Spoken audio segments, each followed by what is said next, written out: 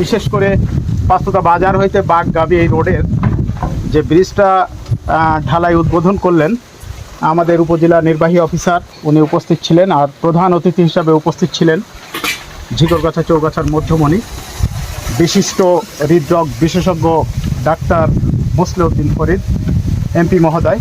ওনার উপস্থিতিতে যে আনুষ্ঠানিকভাবে এটা উদ্বোধন করলেন এ সম্পর্কে আমি সংক্ষিপ্ত কথা বলার জন্য বিনীত অনুরোধ করছি ইউনো মহোদয়কে।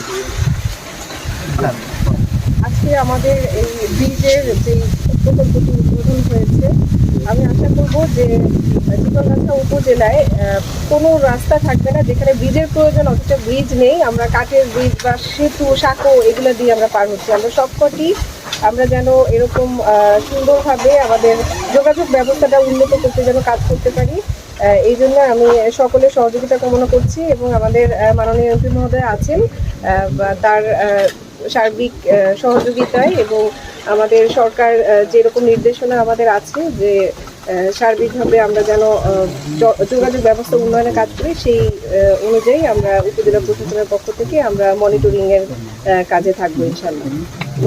আলহামদুলিল্লাহ, এ পর্যায়ে আজকের এই ব্রিজ উদ্বোধন এবং এই যে রাস্তা, বিশেষ করে এটা লিংক রোড অত্যন্ত কষ্টদায়ক। নাভারণ ইউনিয়নের ভিতরে অত্যন্ত খারাপ অবস্থা, যেটা গাড়ি কোনো রকম